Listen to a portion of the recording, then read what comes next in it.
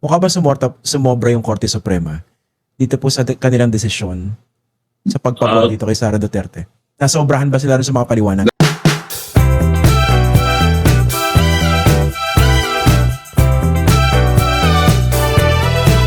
Okay? Kasi napaka-init na rin po ng issue nitong desisyon ng Korte Suprema dito po sa motion for reconsideration that was filed by the House of Representatives in connection with its decision last year, noong July 2025, favoring Vice President Sara Duterte doon po sa impeachment complaint na ifinal po laban sa Vice Presidente. Kung matatandaan nyo po, di ba, naging decision po ng Korte Suprema, ang sumulat po ay si kagalang-galang Senior Associate Justice Marvic Leonen, sinasabi, void daw, unconstitutional daw yung impeachment complaint against the Vice President.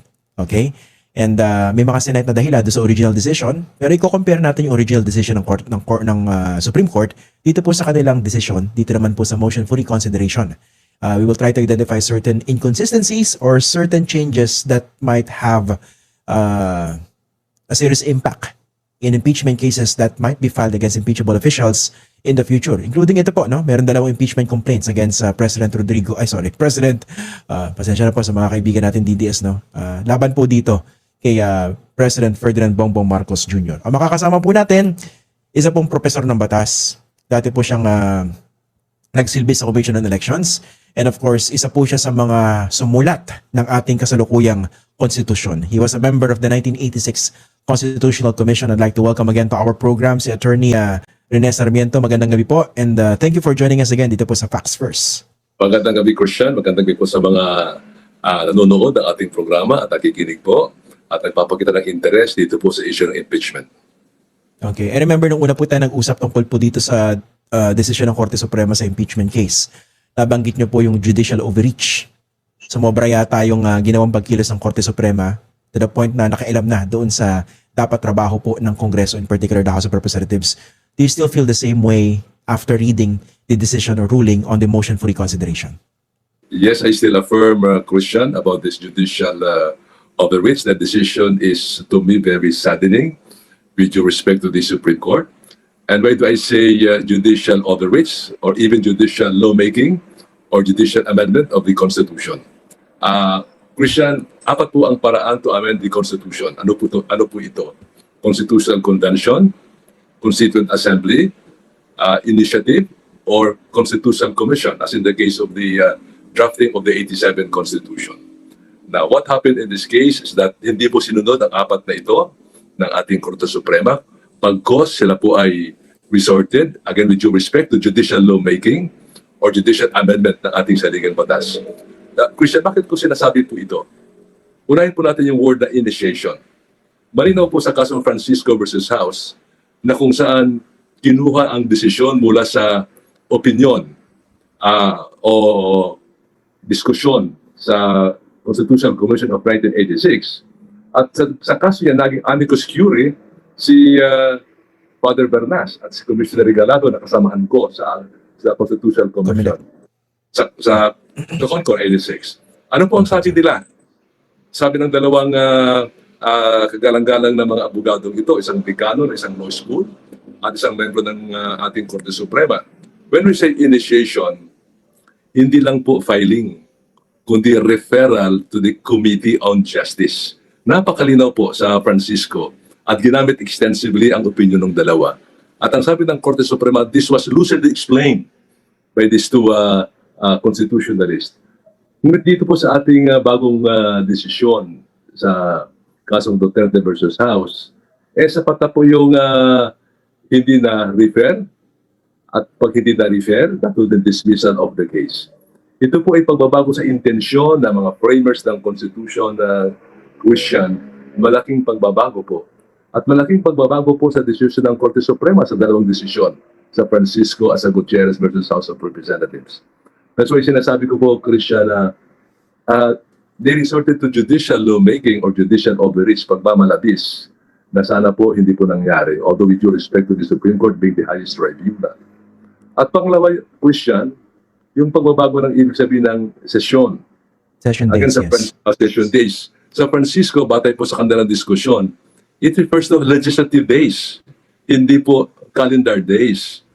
Pag sinabing legislative days, kahit na matagalan ang kanilang diskusyon, o mga days of session pag walang adjournment, basta may recess, yan po ay legislative days or session.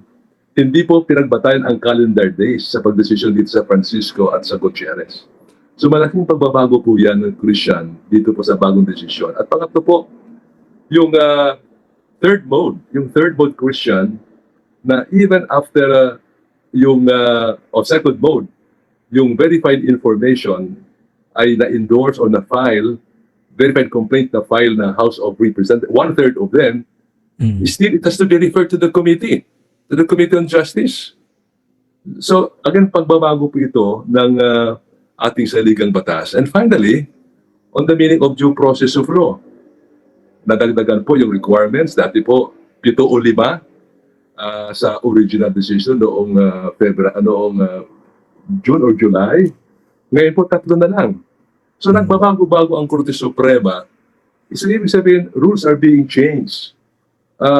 It is resorting to lawmaking na hindi po papel ang ating Korte Suprema. So, ito po nakita kong kahinaan po o pag aking mga pasubali dito po sa bagong desisyon ng Korte Suprema.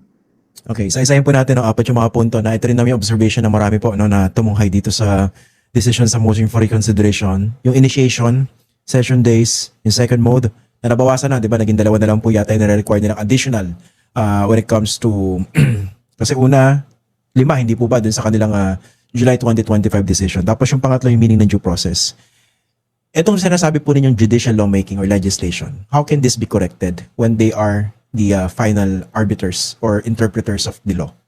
That is correct, Christian. As a matter of fact, nakalagay sa decision, no further pleadings can be filed. So, hindi na pwedeng second motion for reconsideration. So, we roll with the punches, ika nga, nandiyan na po yung desisyon.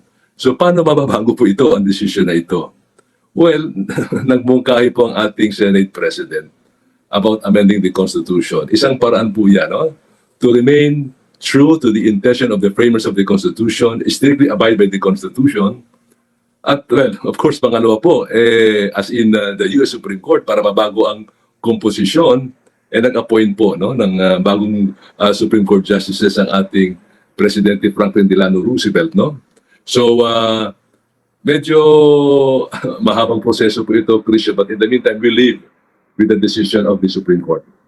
Does it mean you will have to also revisit the way the impeachment process is taught in law schools? Kunwari kayo po, nagtuturo kayo, kailangan bang, paano nyo ipapaliwanag po ito?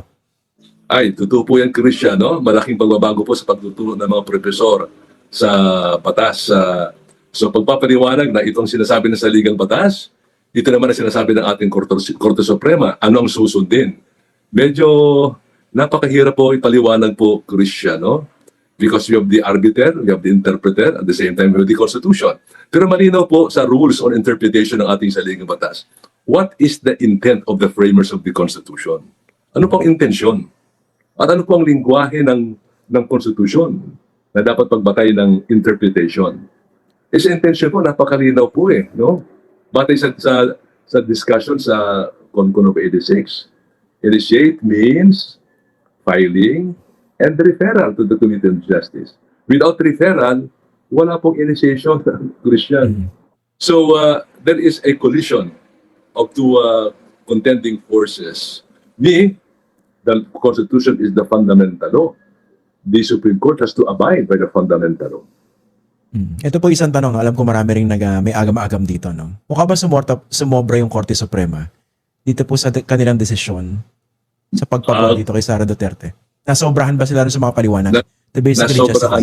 Nasobrahan po, Christian, no? Nagbalabis ang ating ang ating Korte Suprema. Because in the US, Christian, no? Sa US experience, pag impeachment, wala pong pakialam ang Korte Suprema, no? Hindi nakikialam sa rules ng ating House of Representatives. Hinahayaan na sila ang sagawa ng impeachment proceedings. So, nakapagtataka po, batay sa karanasan ng Estados Unidos at dito po sa atin, sumobra sa intent, sa gusto ng ating mga framers of the Constitution. Yung po impression na parang kailangan parindigan yung kanilang desisyon originally, declaring the impeachment complaint against the Vice President as unconstitutional. parang gumawa pa ng panibagong dahilan, hindi po ba? Correct me if I'm wrong, no? This is an impression. By redefining or defining session days, hindi po ba? And was it even a question in the motion for reconsideration? Was it even an issue? Correct, Christian. No? So, binigyan na bagong kahulugan ang sesyon. Now, batay po sa karanasan, sa practice po sa Kongreso, sa House, pag sinabing sesyon, refers to legislative session. So, kahit ang pangmatagalan ang diskusyon, pagtakad na sa issue, basta walang adjournment, kahit mag-2 linggo yan, still session po yan, no? Hindi po calendar days po eh. At marino din po yan sa discussion sa Francisco versus House of Representatives. The session referring to legislative session, hindi po calendar days. Ito nga po, no? Gusto ko lang po sanang maliwanagan din dito, no? Yung ating mga kababayan. Kasi di ba ang punto po ng Kongreso, ng House of Representatives, sinasabi nila, yung fourth impeachment complaint, di ba, transmitted as articles of impeachment, ginawa po yun ng House bago po in-archive yung first 3 impeachment complaints. That is clear, di po ba? Kaso, niresolve ba yun ng ano? Correct me if I'm wrong po, no? I might have missed it. Pero hindi naman siya, kumbaga, kinagat ng Korte Suprema. Instead, the Supreme Court, in its ruling on the motion for reconsideration, focused on session days. Kumbaga, ang dating po sa isang layman na katulad ko, okay, sige, yan ang sequence nyo, no? At na sumunod yung pag-archive after i-transmit yung articles of impeachment sa Senate. Pero teka, mali pa rin yan kasi in session days, etong ibig sabihin. Kumbaga, hindi po ba parang gumalaw yung goalpost? Basically, to justify its original decision, unconstitutional, yung impeachment complaint. Correct me if I'm wrong, dito sa impression na ito. I think you're correct with your observation, Christian, no? Na hindi naman na-tackle yung calendar days and legislative days or session sa original decision. Pero dito po, mas lalong, kumbaga, pinaigting ang diskusyon on calendar days and legislative days. Kaya may naging dahilan para ma-resolve ang decision na ito in favor of the petitioner in this case. Mukhang ganun po yung lumalabas. Yung dahilan naman na, na kailangan pangalagaan yung due process, yung karapatan to due process ng isang impeachable official or impeached or someone who was the subject of an impeachment complaint. Help us understand how important that need to protect the right to due process of an impeachable official vis-a-vis the requirements under the Constitution and the exclusive powers of the House of Representatives to initiate impeachment cases. Now, you mentioned exclusive power, Christian. In the U.S. Constitution, it is sole power. Exclusive power. So, ibig sabihin, ang may say sa proseso ay ang ating Kongreso. As a matter of fact, they have the rules on impeachment proceedings. Nandun yung due process of law na sinusunod ng ating mga kongresista in case of impeachment proceeding. Pero dito po sa bagong desisyon ng the original and the second one, may mga panibagong requirements po sila.